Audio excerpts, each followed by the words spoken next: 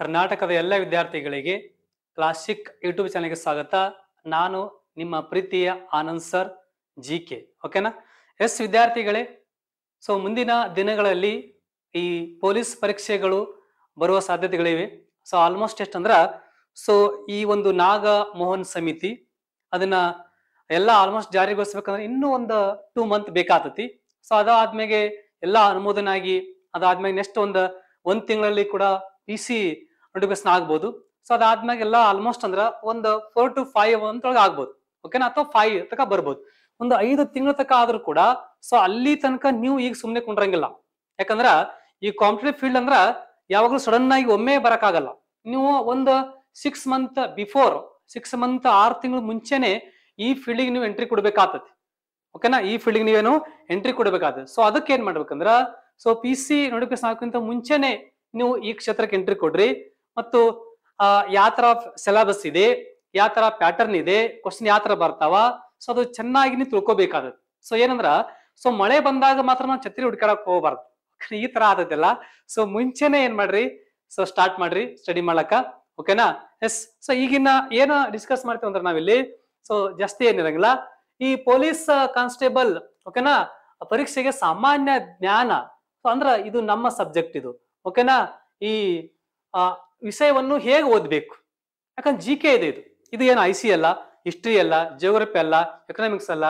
So ಈ GK subject ಇದೆಲ್ಲ ಇದನ್ನ ಯಾವ ತರ ಓದ್ಬೇಕು ಅನ್ನೋದು ಗೊತ್ತಾಗ್ಬೇಕು. ಯಾಕಂದ್ರೆ ಯಾಕಂದ್ರೆ ನಿಮ್ಗೆ ಪೇಪರ್ ಇರೋದು IC ಹಿಸ್ಟ್ರಿ ಬರಂಗಿಲ್ಲ, ಹಂಗ್ ಕ್ವಶನ್ ಪೇಪರ್ ಇರಂಗಿಲ್ಲ. GK ಕ್ವಶನ್ ಪೇಪರ್ ಅಂತ ಇರ್ತೈತಿ ನಿಮಗೆ. ಸೊ ಅದಕ್ಕೆ ಏನ್ ಮಾಡ್ಬೇಕಂದ್ರ ಸೊ ಈ ಸಬ್ಜೆಕ್ಟ್ ಯಾವ ತರ ಓದ್ಬೇಕಂತಾರೆ. ಸೊ ಈ GK ದಲ್ಲಿ ನಮಗ್ ಪ್ಯೂರ್ GK ಬಂದಾಗ ಏನೇನು ಒಳಗೊಂಡಂತ ಹೇಳ್ರಿ, ಇಲ್ಲಿ ಪ್ರಶಸ್ತಿಗಳು ಒಳಗೊಳ್ತಾವ, ಏನು ಪ್ರಶಸ್ತಿಗಳು ಬರ್ತಾವ, ಮತ್ತು ಕ್ರೀಡೆಗಳು ಕೂಡ ಇದ್ರಾಗ ಬರ್ತಾವ. ಓಕೆನಾ? ಮತ್ತು ಸಂಸ್ಥೆಗಳು ಕೂಡ ಇದ್ರಾಗ ಬರ್ತಾವ, ಇದು ಗೊತ್ತಿರಬೇಕು. ಓಕೆನಾ? ಓಕೆ. ಮತ್ತು ಇದು ಆದ್ಮ್ಯಾಗ ಈ ಪ್ರಚಲಿತ ಘಟನೆಗಳು ಏನ್ರಿ, ಪ್ರಚಲಿತ ಘಟನೆಗಳು ಕೂಡ ಇದ್ರಾಗ ಬರ್ತಾವ. ಅಂದ್ರೆ ಇವು ಎಲ್ಲ ಇದ್ರಾಗ ಒಳಗೊಂಡಿರ್ತಾವ. ಈ GKದಾಗ ಇವು ಸಂಬಂಧಪಡುವಂತ ಮ್ಯಾಟ್ರ್, GKಗೆ ಸಂಬಂಧಪಡುವಂತ ಇವೆಲ್ಲ ಪಾಯಿಂಟ್ಸ್. ಓಕೆನಾ? ಸೊ ಇಷ್ಟು ಸಂಬಂಧಪಡುವಂತ ಪಾಯಿಂಟ್ಸ್. ಇನ್ನ ಕೆಲವೊಂದು ನಾವು ಎಲ್ಲ ಸಬ್ಜೆಕ್ಟ್ನಾಗ ಓದ್ತಾವ್, ಏನತ್ತಾವ್ರಿ ಸಬ್ಜೆಕ್ಟ್ನಾಗ ಹೋಗಿರ್ತಾವ. ಓಕೆನಾ? ಪ್ರಶಸ್ತಿಗಳು ಗೊತ್ತಿರ್ಬೇಕು. ಓಕೆನಾ? ಯಾವ ಬರ್ತಾವ ಅಂತ ಹೇಳಿ ನಿಮ್ಗೆ. ಅಂತ ಕರೆಂಟ್ ಅಫೇರ್ಸ್ ಸಂಬಂಧಪಡುವಂತ ಏನಾದ್ರು ಏನ್ ಅದು ಯಾವ್ದು ಬೇಕಾ ಬರ್ಲಿ, ಸ್ಪೋರ್ಟ್ಸ್ ಬರ್ಲಿ, ಅವಾರ್ಡ್ ಬರ್ಲಿ, ಸೈನ್ಸ್ ಟೆಕ್ನಾಲಜಿ ಬರ್ಲಿ, ಏನ್ ಬೇಕಾದ್ ಬರ್ಲಿ, ಅವು ಕ್ವಶನ್ ಕೇಳ್ತಾರೆ. ಓಕೆನಾ? ಹಾಗಾದ್ರ ಸೊ ಈ ಹೆಂಗಂತ GK ಹೆಂಗ್ ಓದ್ಬೇಕಂದ್ರೆ ಇದು ನಾವ್ ಯಾವಾಗಲೂ ಒಂದೇ ಲೆವೆಲ್ನಾಗ ಓದ್ಲಕ್ ಬಾರ್ದು. ಇದು 360 ಡಿಗ್ರಿ ಆಂಗಲ್ನಾಗ ಓದ್ಬೇಕಾಗತ್ತೆ. ಯಾವ್ದೇ ತರದ 360 ಡಿಗ್ರಿ ಆಂಗಲ್ನಾಗ ಓದ್ಬೇಕು. ನೆಕ್ಸ್ಟ್ ಗೊತ್ತಾಗತ್ತೆ, ಒಂದೆರಡು ಕ್ವಶನ್ ತಗೊಂಡಿ ನಿಮ್ಗ ಸೊ ಹೆಂಗ್ ಕ್ವಶನ್ ಬಂದಿದ್ದು, ಯಾವ ತರ ಓದ್ಬೇಕು ಅದು ಮುಂದ್ ಗೊತ್ತಾಗತ್ತೆ. ಅದು ಮುಂದೆ ಆಮ್ಯಾಗ ಹೇಳ್ತೀನಿ. ಓಕೆನಾ? ಹಾಗಾದ್ರ ಸೊ ಇಲ್ಲಿ ನಮ್ಮ ಜ್ಞಾನ ಈ ಸಾಮಾನ್ಯ ಜ್ಞಾನವನ್ನು ಯಾವ ತರ ಓದ್ಬೇಕಂದ್ರ ಸೊ ವಿಶೇಷವಾಗಿ ಏನ್ ಒಳಗೊಂಡೈತಿ, ಯಾವ ತರ ಕ್ವಶನ್ ಬರ್ತಾವ.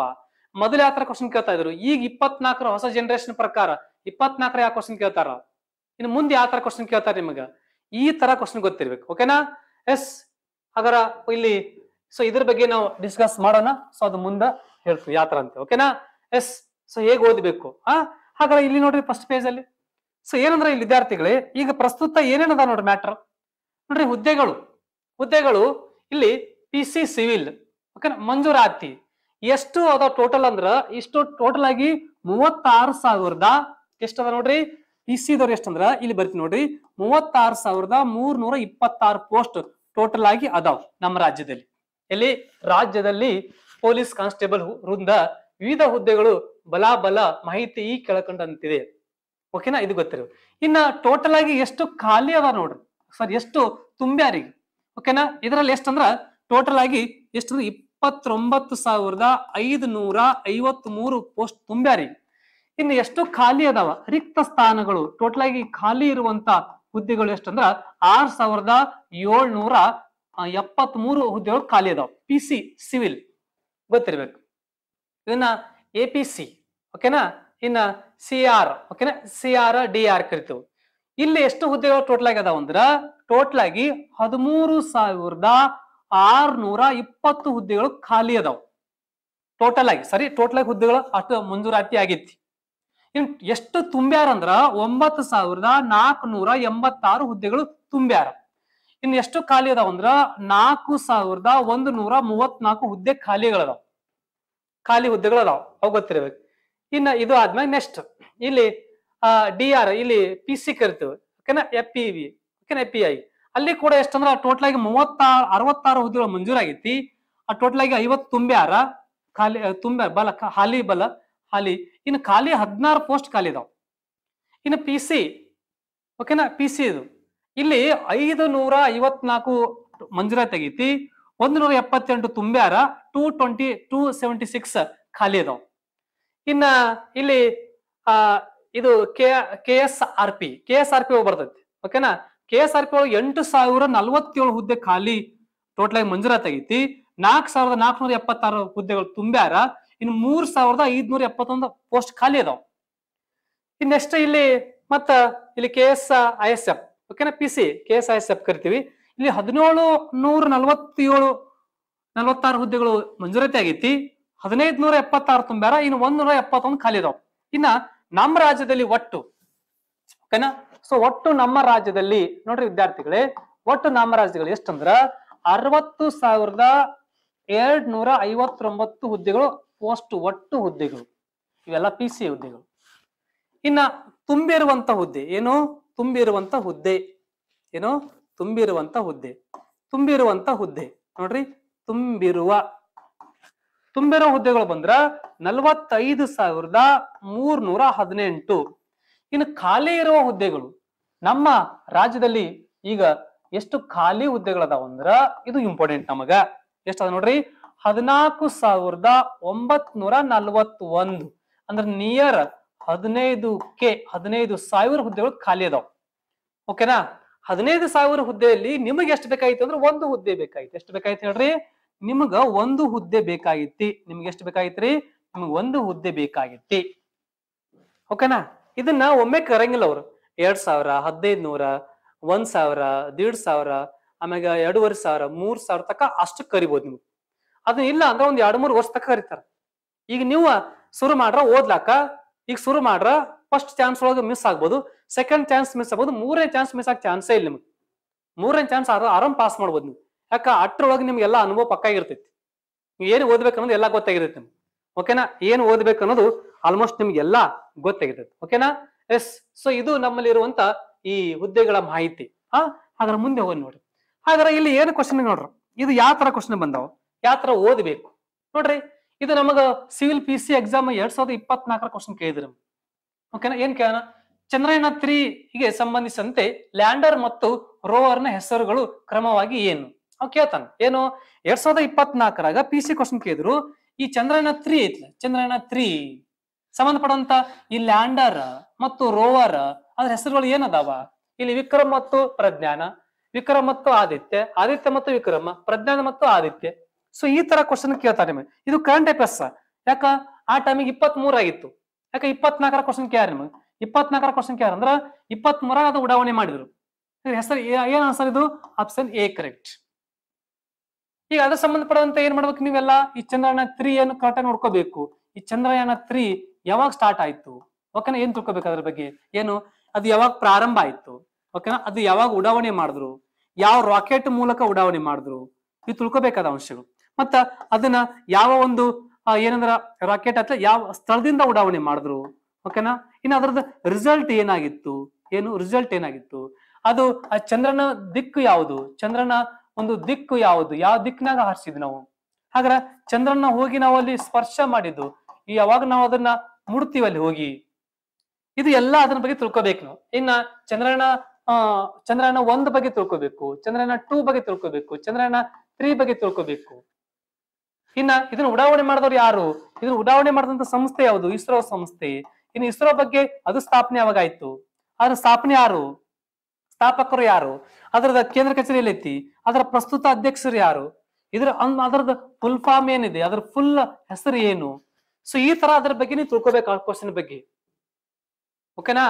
ಸೊ GK ಆತರ ಓದ್ಬೇಕನ್ನೋದು ನೋಡ್ರಿ. ಸೊ ಈ ತರ ಅದ್ರ ಬಗ್ಗೆ ಎಲ್ಲ ಇಸ್ರೋದ, ಇನ್ನು ಇಸ್ರೋದ ಸಾಧನೆಗಳು ಏನದಾವ, ಓಕೆನಾ. ಇಸ್ರೋದ ಸಾಧನೆಗಳು, ಅದರ ಉಡಾವಣೆ ಕೇಂದ್ರಗಳು ಎಲ್ಲದಾವ, ಓಕೆನಾ. ಮೊದಲ ಉಪಗ್ರಹ ಯಾವುದು, ಇನ್ನ ಎಕ್ಸಾಂಪಲ್ ಅಮೆರಿಕ ದೇಶದ ಒಂದು ಬಾಹ್ಯಾಕಾಶ ಸಂಸ್ಥೆ ಯಾವುದು, ಜಪಾನ್ ದೇಶದ ಬಾಹ್ಯಾಕಾಶ ಸಂಸ್ಥೆ ಯಾವುದು, ಓಕೆನಾ. ಇನ್ನು ಸ್ಪೇಸ್ ಅಂತ ಬಂದಾಗ ರಾಷ್ಟ್ರೀಯ ಬಾಹ್ಯಾಕಾಶ ದಿನ ಅಂತ ಯಾವಾಗ ಆಚರಣೆ ಮಾಡ್ತೀವಿ? ಈ ತರ ನಿಮ್ಗೆಲ್ಲ ಗೊತ್ತಿರಬೇಕು ಪಾಯಿಂಟ್ಸ್ಗಳು. ಅಂದ್ರೆ ಇದು ಸೈನ್ಸ್ ಅಂಡ್ ಟೆಕ್ ಟಾಪಿಕ್ಸ್ ಸಂಬಂಧಪಡೋದಿಲ್ಲ. ಓಕೆನಾ? ಸೊ ಇದರ ಆನ್ಸರ್ ಇದು. ಈಗ ವಿಕ್ರಮ್ ಮತ್ತು ಪ್ರಜ್ಞಾನ ತಿಳ್ಕೊರ್ ನಾವು. ಸೊ ಅದಕ್ಕೆ ಸಂಬಂಧಪಡುವಂತ ಎಲ್ಲಾ ವಿಷಯ ತಿಳ್ಕೊಬೇಕು. ಚಂದ್ರಯಾನ್ 3 ಏನ್ ಮಾಡಿದೆವು, ಇಸ್ರೋ ಯಾರು ಮಾಡ್ತಾರ, ಅದು ಯಾರು ಆರಿಸ್ತಾರ, ಸೊ ಅದು ಎಲ್ಲಾ ಗೊತ್ತಿರಬೇಕು. ಓಕೆನಾ? ಇನ್ನ ಇಸ್ರೋ ಯಾರ ಒಂದು ಒಂದು ಸಚಿವಾಲಯದಲ್ಲಿ ಕೆಲಸ ಮಾಡ್ತೈತಿ, ಅದರ ಅಧ್ಯಕ್ಷರು ಯಾರು ಇರ್ಬೇಕು, ಅದೆಲ್ಲ ತಿಳ್ಕೊಬೇಕು ನೀವು. ಓಕೆನಾ? ಎಸ್. ಸೊ ಇದು ಚಂದ್ರಯಾನ 3 ಬಗ್ಗೆ ಇದು ಅಂತ ಪಾಯಿಂಟ್ಸ್ ಏನ್ ಬಗ್ಗೆ ತಿಳ್ಕೊಬೇಕು. ಏನ್ ಕೊಟ್ರ ಆನ್ಸರ್, ಏನ್ ಕ್ವಶನ್, ಲ್ಯಾಂಡರ್, ಪ್ರಜ್ಞಾನ, ರೋವರ್ ಅದನ್ನ ಯಾರು ತಯಾರು ಮಾಡ್ತಾರ ಅಂತ. ಇವೇ ಪ್ರಜ್ಞಾನ ವಿಕ್ರಮ್ ಹೆಸರು ಯಾಕೆ ಬಂತು? ವಿಕ್ರಮ್ ಸಾರಾಭಾಯಿ ಅವರ ಹೆಸರು, ಪ್ರಜ್ಞಾನ ಅಂದ್ರೆ ಜ್ಞಾನ. ಓಕೆನಾ? ಎಸ್. ಸೊ ಅದಕ್ಕ ಏನಂದ್ರ, ಸೊ ಈ ಒಂದು ವಿಷಯ ಬಗ್ಗೆ ಅದ್ರ ಬಗ್ಗೆ ಯಾವ ತರ ಓದಬೇಕು, ಈ ಚಂದ್ರಯಾನ 3 ಬಗ್ಗೆ ತಿಳ್ಕೊಬೇಕು ಕರೆಕ್ಟ್ ಆಗಿಲ್ಲ ನೀವು. ಓಕೆನಾ? ಸೊ ಇದು ಮೊದಲ ಪ್ರಶ್ನೆ ಬಗ್ಗೆ ತಿಳ್ಕೊಂತ ವಿಷಯಗಳು. ಹಾಗಾದ್ರೆ ಮುಂದಿನ ಪ್ರಶ್ನೆ ಮತ್ ನೋಡ್ರಿ, ಅದೇ ಹೊಸ ಕ್ವಶನ್ ಯಾರು ನಿಮಗೆ ಏನು, ಈ ಸಿ ವಿ ರಾಮನ್ ಅವರು ನೊಬೆಲ್ ಪ್ರಶಸ್ತಿಯನ್ನ ಯಾವುದಕ್ಕೆ ಪಡೆದರು, ಅವ್ರು ಏನು ಕಾರಣಕ್ಕಾಗಿ ಪಡೆದರು ನೋಡ್ರಿ.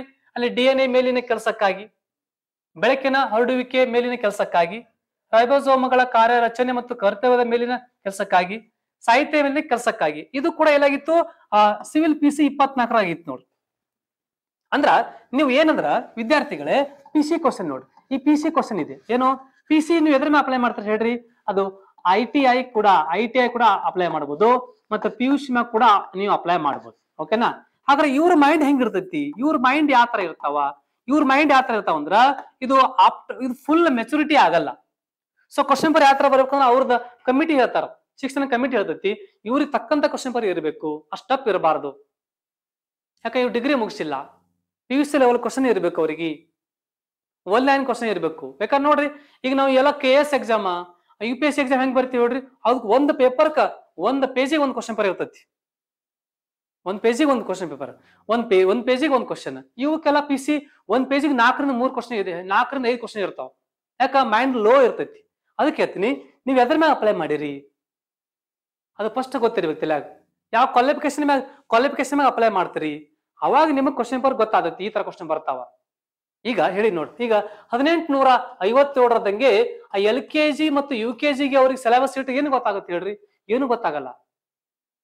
ಅದಕ್ಕೆ ಏನ್ ಮಾಡ್ಬೇಕು, ಆ ಒಂದು 1857ರಂಗೆ ಆ PUC ಒಳಗೆ ಫಸ್ಟ್ PUC ಸೆಕೆಂಡ್ PUC ಒಳಗೆ ಇರ್ಬೇಕದು. ಯಾಕ ಅದನ್ನ ಓದಿದಂತ ವಿದ್ಯಾರ್ಥಿಗಳು ಚೈತನ್ಯಗೊಳ್ಬೇಕು, ಅದಕ್ಕೆ ಸಿಲೆಬಸ್ ಸೆಟ್ ಮಾಡ್ತಾರ. ಓಕೆನಾ? ಎಸ್, ಇದು ಗೊತ್ತಿರ್ಬೇಕು. ಸೊ ಇಲ್ಲಿ ಅದಕ್ಕ ಯಾವ ತರ ಕ್ವಶನ್ ಬರ್ತಾವ. ಸೊ ಇವ್ರು ಏನ್ ಮಾಡ್ರ ಅಂದ್ರ ಈ ಬೆಳಕಿನ ಚದುರುವಿಕೆ ಇದನ್ನ ಮಾಡ್ತಾರ. ಹಾಗಾದ್ರೆ ಇವ್ರು ಗೊತ್ತಿರ್ಬೇಕು ಏನು, ಈ ಸಿ ವಿ ರಾಮಣ್ಣ. ಏನು ಸಿ ವಿ ರಾಮಣ್ಣ? ಈ ಸಿ ವಿ ರಾಮಣ್ಣ ಅವ್ರು ಯಾವ ಕ್ಷೇತ್ರಕ್ಕೆ ಸಂಬಂಧಪಡ್ತಾರ, ಇವ್ರು ಯಾವ ಕ್ಷೇತ್ರಕ್ಕೆ ಸಂಬಂಧಪಡ್ತಾರ? ಆನ್ಸರ್ ಬರಂಗಿಲ್ಲ ಹೊಟ್ಟೆಯಲ್ಲಿ ನಿಮಗ, ನೀವು ಹುಡ್ಕಾಡ್ಬೇಕು ಯಾವ ಕ್ಷೇತ್ರಕ್ಕೆ ಸಂಬಂಧಪಡ್ತಾರ. ಹಾಗಾದ್ರೆ ಅವ್ರಿಗೆ ನೋಬೆಲ್ ಯಾವ ವರ್ಷ ಕೊಟ್ರು? ಹಾಗಾದ್ರೆ ಆ ವ್ಯಕ್ತಿ ಬಗ್ಗೆ ಈ ಭಾರತ ರತ್ನ ಪ್ರಶಸ್ತಿ ಅವ್ರಿಗೆ ಯಾವಾಗ ಕೊಟ್ಟಾರ? ಓಕೆನಾ? ಸೊ ಅದು ಗೊತ್ತಿರ್ಬೇಕು. ಇನ್ನ ಸಿ ವಿ ರಾಮಣ್ಣ ಏನು, ಸಿ ವಿ ರಾಮಣ್ಣ ಸಂಶೋಧನಾ ಸಂಸ್ಥೆ ಎಲ್ಲಿ ಕಂಡು ಬರ್ತೈತಿ, ಯಾವ ಒಂದು ಜಿಲ್ಲೆ ಒಳಗೈತಿ? ಓಕೆನಾ? ಅದು ಗೊತ್ತಿರ್ಬೇಕು. ಇನ್ನು ನೋಬೆಲ್ ಪದ ಯೂಸ್ ಆಗೈತಿ ನೋಡಿ ಇಲ್ಲಿ, ಏನು ನೋಬೆಲ್. ಹಾಗಾದ್ರೆ ನೋಬೆಲ್ ಪ್ರಶಸ್ತಿ ಪಡೆದಂತ ಭಾರತದ ಮೊದಲ ವ್ಯಕ್ತಿ ಯಾರು, ಮೊದಲ ಭಾರತೀಯ ಯಾರು? ಹಾಗಾದ್ರೆ ನೋಬೆಲ್ ಪ್ರಶಸ್ತಿ ಅಂತ ಬಂದಾಗ ನೋಬೆಲ್ ಪ್ರಶಸ್ತಿ ಯಾರು ಕೊಡ್ತಾರ ಜಗತ್ನ್ಯಾಗ, ಯಾವ ದೇಶ ಕೊಡ್ತೈತಿ? ನೋಬೆಲ್ ಪ್ರಶಸ್ತಿ ಪಡೆದಂತ ಮೊದಲ ವ್ಯಕ್ತಿ ಯಾರು, ಮೊದಲ ಮಹಿಳೆ ಯಾರು, ಇನ್ನು ಅತ್ಯಂತ ಕಿರಿಯ ಯಾರು, ಅತ್ಯಂತ ಹಿರಿಯ ಯಾರು? ಹಾಗಾದ್ರೆ 24 ಇತ್ತೀಚೆಗೆ ಯಾರು ಪಡ್ಕೊಂಡ್ರು? ಓಕೆ, 23, 24 ಯಾರು ಪಡ್ಕೊಂಡ್ರು? ಸೊ ಈ ತರ ಅದ್ರ ಬಗ್ಗೆ ತಿಳ್ಕೊಬೇಕೆಲ್ಲ, ಅದ್ರ ಬಗ್ಗೆ ಏನ್ ಬಂದು ತಿಳ್ಕೊಬೇಕು ನೀವೆಲ್ಲ. ಎಸ್, ಇದು ನೋಬೆಲ್ ಪ್ರಶಸ್ತಿ ಪಡೆದಂತ ಭಾರತದ ಮೊದಲ ಮಹಿಳೆ ಯಾರು ಮತ್ತು ಏಕೈಕ ಭಾರತದ ಮಹಿಳೆ ಯಾರು? ಫಸ್ಟ್ ನಮ್ಮ ಭಾರತಕ್ಕೆ ಯಾವ ಕ್ಷೇತ್ರ ಕೊಟ್ರು, ಫಸ್ಟ್ ಯಾವ ವರ್ಷ ಕೊಟ್ಟಾರ? ನೋಬೆಲ್ ಪ್ರಶಸ್ತಿ ಯಾವ್ದು ಒಂದು ಹೆಡ್ ಕ್ವಾರ್ಟರ್ ಎಲ್ಲಿದೆ, ಅದು ಯಾರ ಹೆಸರು ಮ್ಯಾಗ ಐತಿ, ಯಾವ ಕ್ಷೇತ್ರಗಳದಾವ, ಎಷ್ಟು ಕ್ಷೇತ್ರ ಅದಾವ, ಮತ್ತು ಮೊದಲ ಎಷ್ಟು ಕ್ಷೇತ್ರ ಕೊಡ್ತಾ ಇದ್ರು, ಮತ್ತೆ ಯಾವ ಡೇಟಿಗೆ ಕೊಡ್ತಾರ? ಒಂದು ನೋಬೆಲ್ ಪ್ರಶಸ್ತಿ 6ನೇ ಕ್ಷೇತ್ರ ಯಾವುದು? ಎಕನಾಮಿಕ್ಸ್ ಅದನ್ನ ಯಾವ ವರ್ಷ ಸ್ಥಾಪನೆ ಮಾಡ್ತಾರ, ಫಸ್ಟ್ ಯಾರು ಪಡ್ಕೋತಾರ? ಅಂದ್ರ ಮೊದಲ ಪಡೆದಂತ ಭಾರತದ ಎಕನಾಮಿಕ್ಸ್ ವ್ಯಕ್ತಿ ಯಾರು, ಇತ್ತೀಚಿನ ವ್ಯಕ್ತಿ ಯಾರು? ಸೊ ನೀವು ಆ ನೋಬೆಲ್ ಪ್ರಶಸ್ತಿ ಬಗ್ಗೆ ಎಲ್ಲಾ ತಿಳ್ಕೊಬೇಕಾಗತ್ತೆ.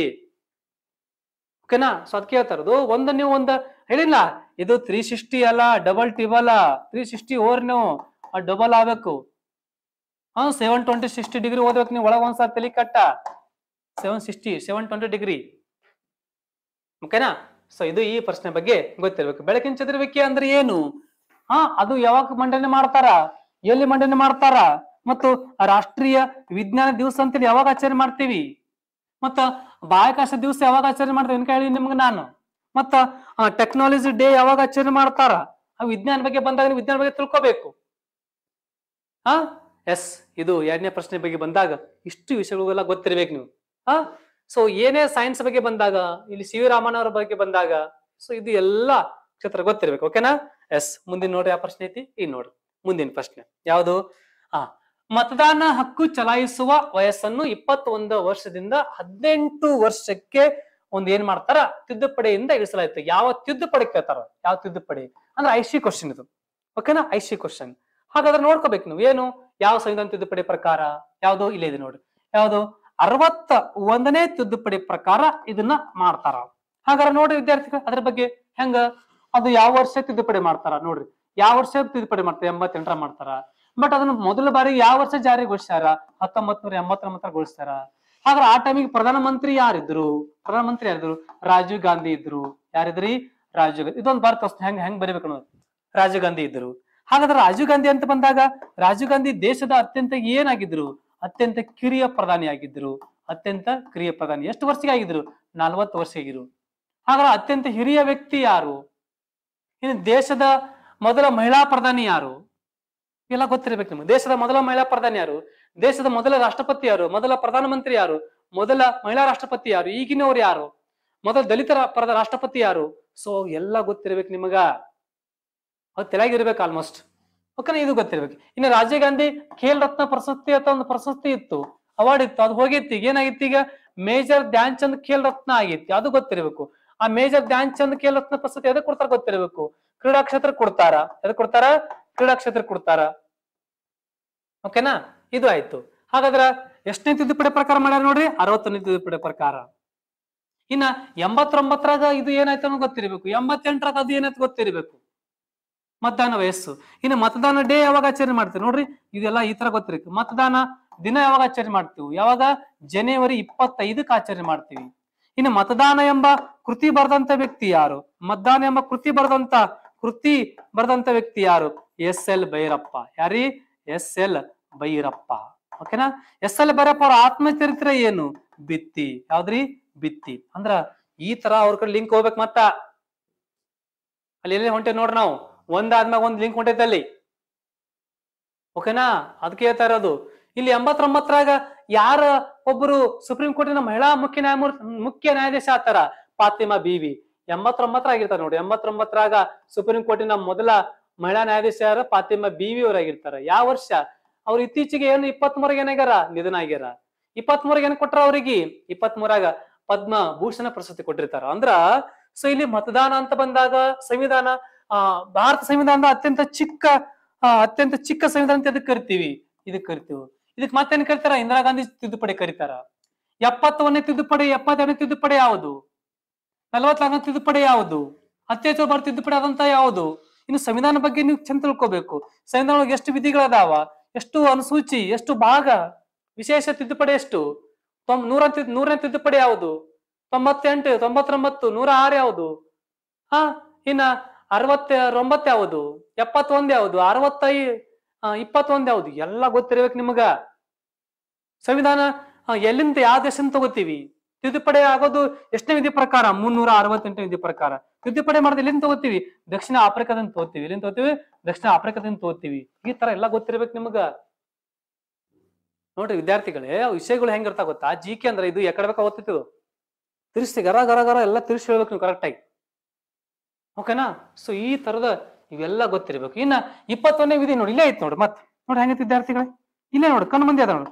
21ನೇ ವಿಧಿ ಏನ್ ಹೇಳ್ತೈತ್ರಿ? ಜೀವಿಸಕ್ಕು. 18ನೇ ವಿಧಿ ಏನ್ ಹೇಳ್ತೈತ್ರಿ? ಬಿರುದು ಭಾವ ರದ್ದಿತ. ಬಿರುದು ಒಟ್ಟೆ ಬಳಸಬಾರದು. ಹೆಂಗ ಹೇಳ್ತ ಅಲ್ಲಿ 21ನೇ ತಿದ್ದುಪಡಿ ಪ್ರಕಾರ ಯಾವ ಒಂದು ಭಾಷೆ ಬರ್ತೈತ್ರಿ? ಸಿಂಧಿ ಭಾಷೆ ಬರ್ತೈತಿ 1967ರಾಗ. ಅದಕ್ಕೆ ಹೇಳ್ತಾ ಇರೋದು, ಒಂದು ನಂಬರ್ ನೋಡಿದಾಗ ಒಂದು ಇಶ್ಯೂ ನೋಡಿದಾಗ ಹೇಳ್ಬೇಕು. ಇನ್ನು 72ನೇ ವಿಧಿ ನೋಡ್ರಿ ಹೆಂಗೈತಿ. ಮತ್ ನೋಡ್ರಿ 72ನೇ ವಿಧಿ ಏನ್ ಹೇಳ್ತೈತಿ ಹೇಳ್ರಿ? 72ನೇ ವಿಧಿ ರಾಷ್ಟ್ರಪತಿ ಕ್ಷಮಾದಾನ ಏನ್ರಿ? ರಾಷ್ಟ್ರಪತಿ ಕ್ಷಮಾ ಕ್ಷಮಾದಾನ ಕೊಡ್ತಾರ. ಸೊ ಈ ತರ ಗೊತ್ತಿರ್ಬೇಕು ನಿಮ್ಗೆಲ್ಲ. 61ನೇ ವಿಧಿ ಏನ್ ಹೇಳ್ತೈತಿ ಹೇಳ್ರಿ ನೋಡ್ರಿ. 61ನೇ ವಿಧಿ ಏನ್ ಹೇಳ್ತೈತಿ ನಿಮಗ? ಇಂಪಾರ್ಟೆಂಟ್ ವಿಧಿ ಐತದು. ಸೊ ಈ ತರ ಬಂದಾಗ ವಿಷಯಗಳು ಚಂದಾಗಿ ಓದ್ಬೇಕು ನೀವೆಲ್ಲ. ಇದೆಲ್ಲ 24ರ ಬಂದಂತ ಕ್ವಶನ್ ಇದಾವ. 24ರ PC ಕ್ವಶನ್. ಮುಂದೆ ನೋಡ್ರಿ ಮತ್ತೆ. ಕೋವಿಡ್-19 ಡೆಲ್ಟಾ ರೂಪಾಂತರವನ್ನು ಏನೆಂದು ಕೂಡ ಕರೆಯಲಾಗುತ್ತದೆ. ಕೋವಿಡ್-19 ಆ ಟೈಮಿಗೆ ನೋಡ್ರಲ್ಲ ಅದು. ಓಕೆನಾ? ಆ ಟೈಮಿಗೆ ಏನ್ ಕರಿತಾರೆ? ಇದಕ್ಕೆ ಕರಿತಾರೆ ಆಪ್ಷನ್. ಈ ಕೋವಿಡ್-19 ಬಗ್ಗೆ ನೀವು ತಿಳ್ಕೊಬೇಕಲ್ಲ. ಕೋವಿಡ್-19 ಯಾವಾಗ ಬಂತು? ಕೋವಿಡ್-19 ಯಾವ ವರ್ಷ ಬಂತು?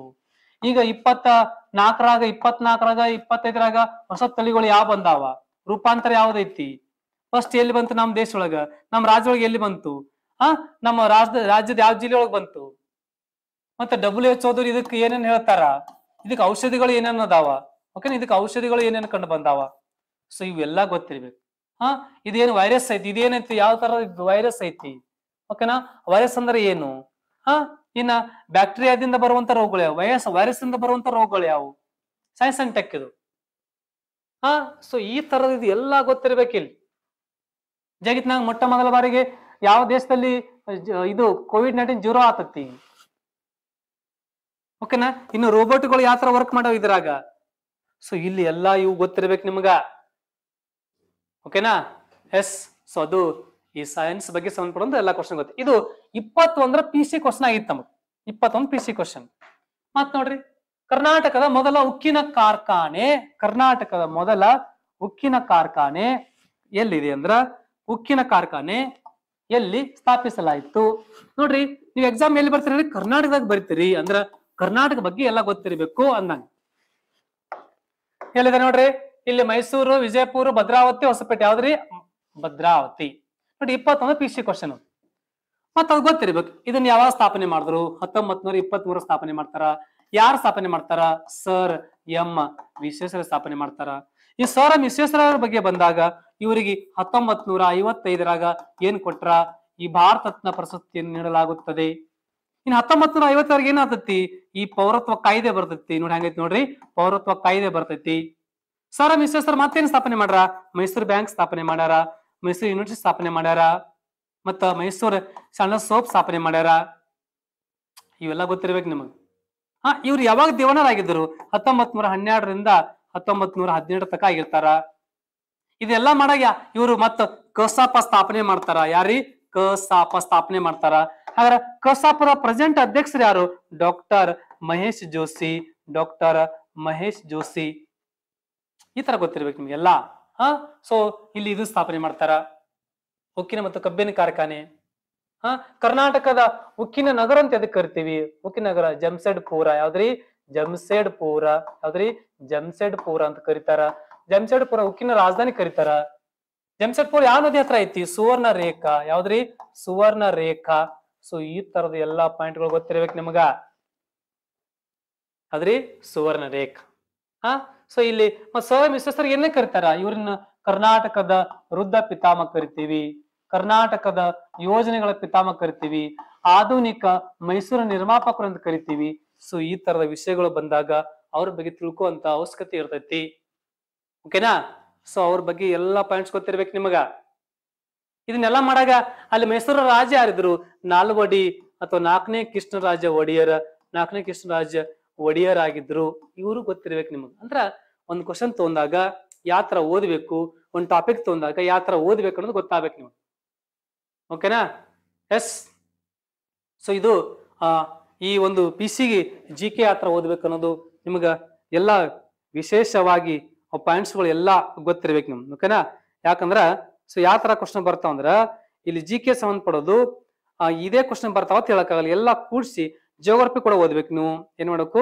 ಜಿಯೋಗ್ರಫಿ ಕೂಡ ಓದ್ಬೇಕು. ಅಲ್ಲಿ ಹೆಂಗ್ ಕ್ವಶನ್ ಬರ್ತಾವ, ಸೊ ಅದು ಎಲ್ಲ ಕ್ಲಿಯರ್ ಆಗಿ ಗೊತ್ತಿರ್ಬೇಕು ನೀವು. ಓಕೆನಾ?